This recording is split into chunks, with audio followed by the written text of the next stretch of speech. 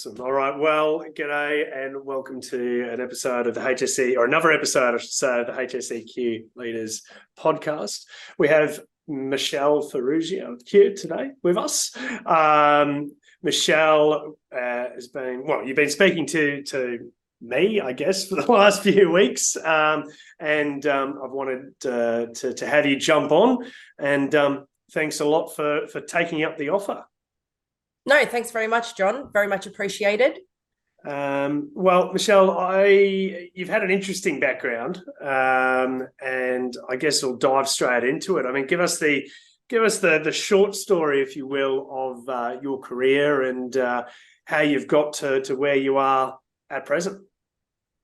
So basically, my career started within the HR L&D function, within the corporate environment space.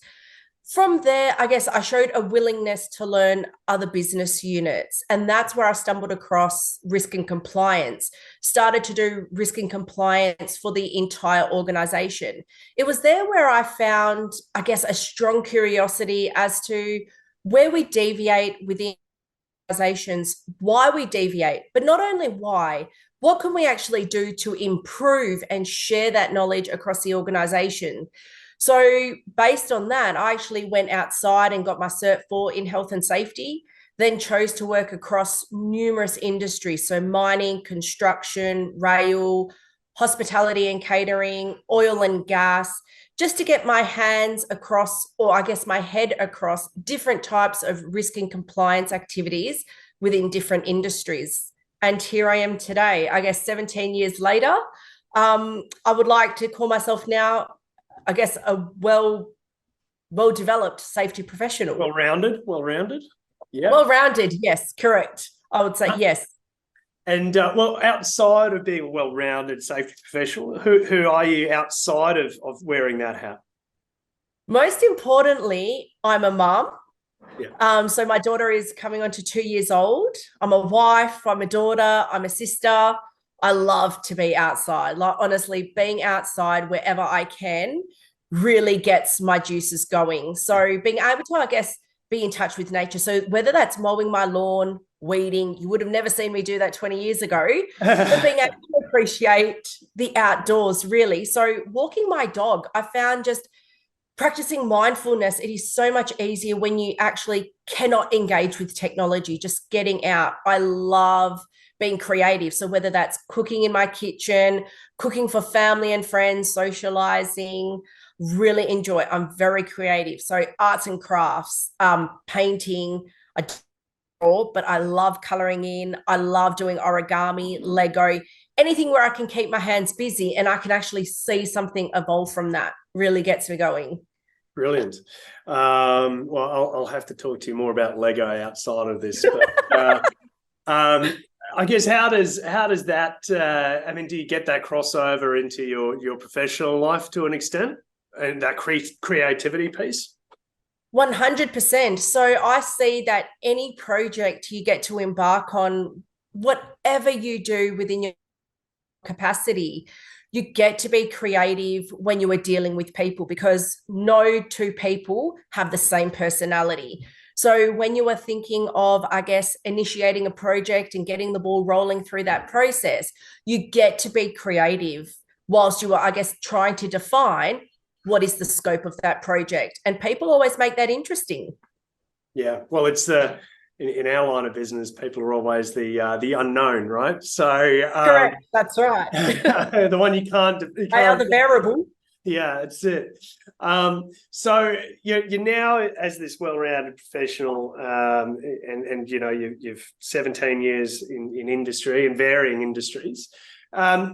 What's the biggest learning, Michelle, that you would go back, if you could, to your younger self, maybe as you were just getting into safety and noticing how, from the HR point and how that integrated, what's the biggest learning you'd give to yourself? Be curious. I would say ask the questions that potentially no one else wants to ask, because by being curious, one, you're showing an interest in what is actually going on, so the bigger picture, and being curious actually to me has helped me identify certain things within an organization. Because when you ask why, when you show an interest, people open up. And as a safety professional, if you can't build rapport, then I feel you can't be truly effective in achieving organizational goals. So be curious, and also weaknesses. Don't see them as challenges. Find ways in which you can improve, and be open and honest about what you struggle with. Because let's face it, we all work as part of a team. What you might see as weakness is someone else's strength, and vice versa. So I would say, one, top tip, be curious. And two, recognize and own your weaknesses, but do something. Be proactive and do something to, I guess, rectify them, because they will become your strengths. I think be curious. I hear so much from safety professionals. I think that is so important as well. But I think just across the board, recognizing, your weaknesses. It's easy to go. I mean, I know my strengths, right? But it's easy to go and say, I'm not good at that, and not focus on addressing it. I'm not saying that you could necessarily be the best at something that you are not strong at, but you can certainly improve in your areas of weakness. Correct. I completely agree. I also find it quite interesting, Michelle, when I see people that perhaps take roles that might be the job title, or they might be the company they've always wanted to go to, but it's not fit for their strengths. Like that, they might be someone that's really big on, boots on ground and being, say, at the coal face of a role, and then they take a systems role, and that it's just a mismatch, because they're behind a computer and they hate it, and I think people aren't aware of those, of being able to play to their own strengths, for sure. So I guess you talked about teams there and team strength. So, what do you look for either in hiring or when you're in a team? Talk me around those dynamics of what you like to see in a team to have a high-performing team in that sense. So for me, I don't really, when I'm looking at engaging in a team, hiring a new, I guess, professional within the team, I'm looking for someone who is challenging. And when I mean that, not someone who challenges for the sake of causing disruption, but someone who isn't necessarily a yes person, someone who is willing to think outside of the box, eagerness to actually do the research before they actually come in and say, hold the brakes, we're not going to do that. I want to know that somebody is actually going to be proactive and be able to approach the team with, I guess, ideas, and someone who is actually going to complement the team. I feel we cannot be high performing if we all are good at the exact same thing, if we are about the exact same thing. Because I guess when it comes to, let's say working on a project, if we all like the same thing, there is going to be a challenge. And if we are all, I guess, quite assertive in personalities, it doesn't quite work, because everyone wants to do the one thing. And then you find that potentially other items within a project completely get missed. So I want people who are actually different, people who are going to speak up and not just agree. I also want people who want to do things simply, not by convoluting a process, and you find that your system ends up being this mammoth of a document system. Nobody knows where to find things. It becomes overwhelming. So I want people in my team to recognize that what we are trying to do is make things simple for every person within the organization. Yeah, you said a few good points there. The word I use is I speak to a client about is proactively assertive. You don't want someone coming in kicking the heads, but so to speak, but proactively assertive. And I think there's a difference between that, being able to be able to put your point across to, rather than just causing tension or causing conflict. And I think that's easy to forget. No, absolutely. I think that's a good piece of advice. And I guess the other thing is coming with solutions, right? You sort of touched on that. Like, it's all well and good to advise, and anyone can point out a problem, but it's about, I guess, giving options as well for a solution, or proposing solutions to the problem, right? I completely agree. So I would say, let's say 20, 30 years ago, the safety professional was seen as someone who came in with a clipboard and just ticked some boxes and then pretty much didn't actually be part of the solution. Yeah. The way I see safety professionals now is that we form part of the solution. We should really be integrated at every level of the organization where our input is valuable. And the way I see it, if I'm not being consulted for advice, then I've not. Yeah. And that's a great metric there, right? People should want to come to you for consultation. They shouldn't be running away from the traditional, the officer, the officer with the clipboard. But interesting as well, you said it before, around simplification, and I think that's such a key point. And I was talking to another senior leader this morning on the way to work, and he was saying that he'd just come in and did presented a solution to this business, and they're saying it's so easy, it's so simplified, and he's like, well, that's the idea. Like, we're not meant to overcomplicate things, and I think sometimes people want to overcomplicate it to justify perhaps their value, and it actually should really be the opposite, right? I completely agree. Having a 10,000 word document when you can do it in 1,000 speaks volumes. That's it. So talking, I mean, this is a good profile, I guess, of you and team and what your approach is to safety, and it's clear, which is always great to hear. But what about leadership? I mean, what do you see as a leader, and how do you lead? So for me, leadership means having the ability to influence all levels of the organization. So that means in a matrix style.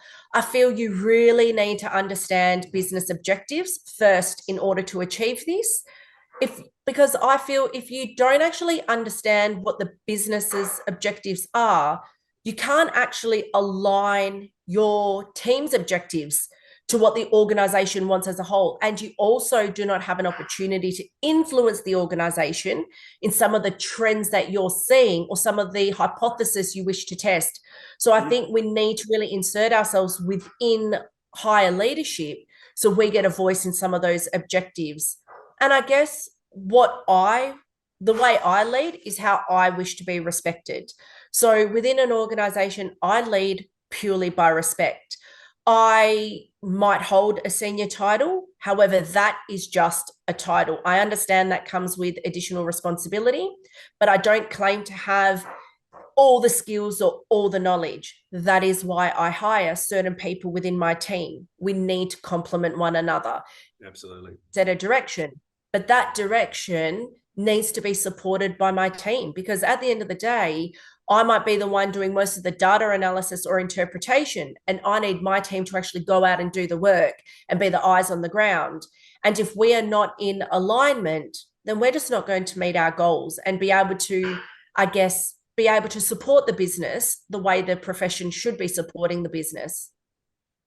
Well, it's as you said before, right, about being consultative and being that point that people can trust and come to. If you're not aligned as a professional or as a team, then how can you be consultative if you're not aligned to values? I see this all the time. Things purely on value alignment.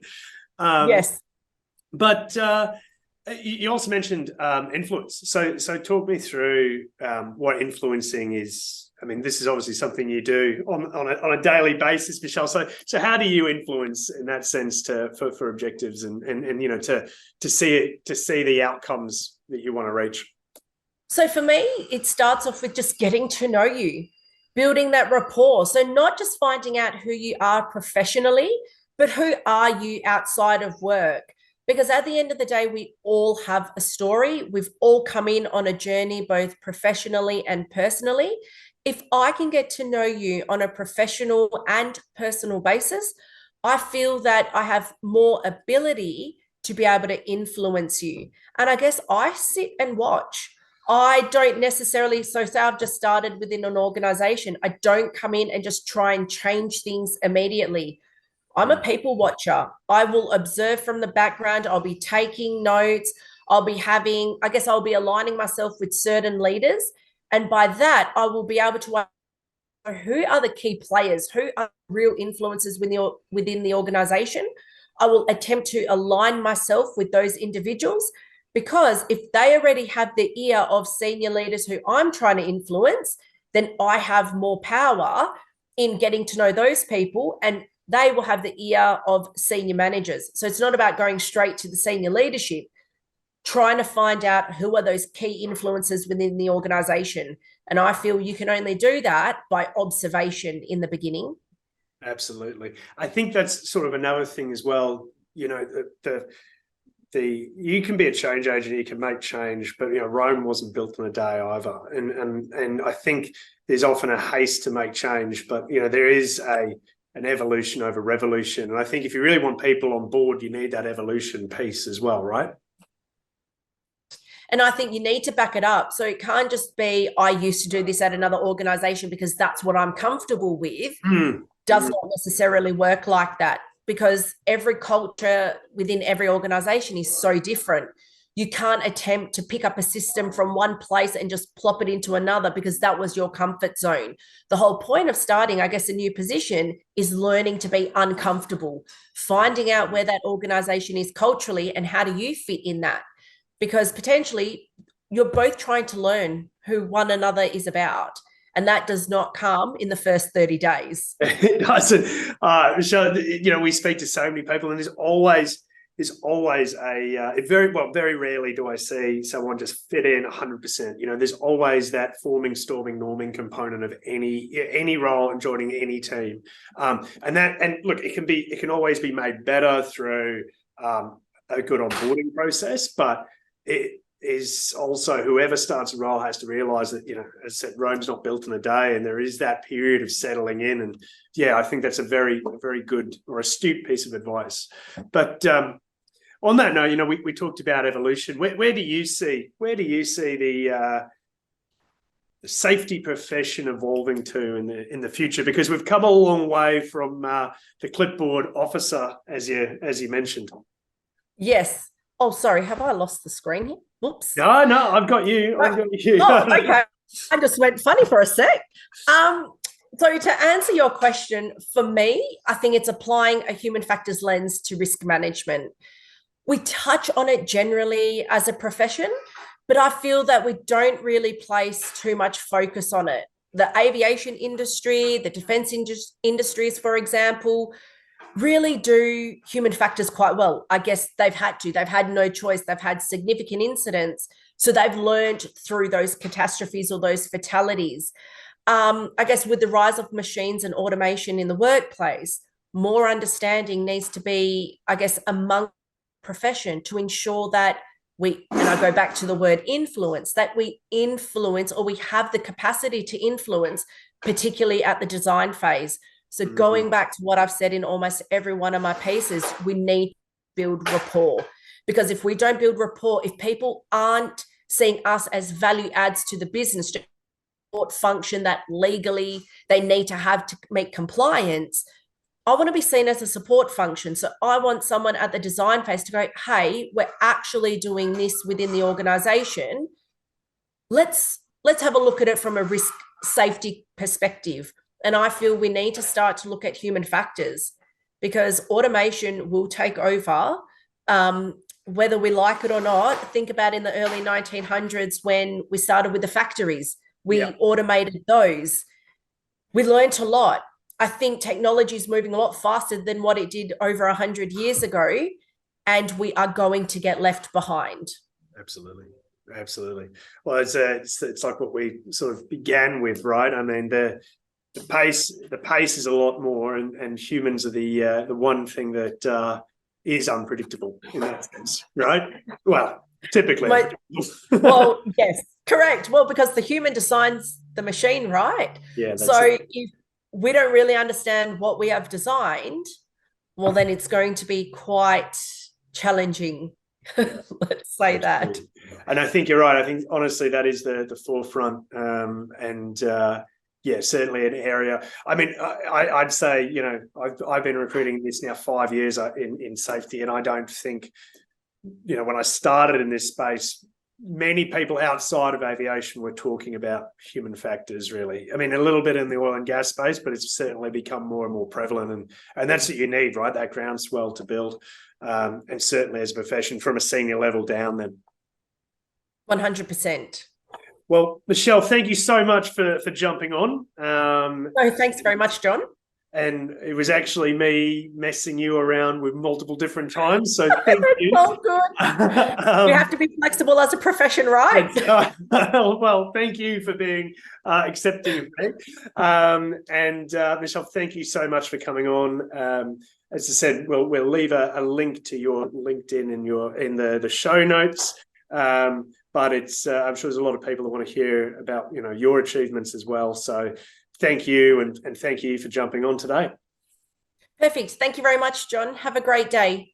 Thanks a lot for joining us for another episode of the Safety Leaders podcast. If you enjoyed it, make sure you reach out and connect with myself as well as Sundstrom Recruitment on LinkedIn. We are the specialists health and safety recruitment in WA. Looking forward to the next episode and maybe getting to know you. Cheers.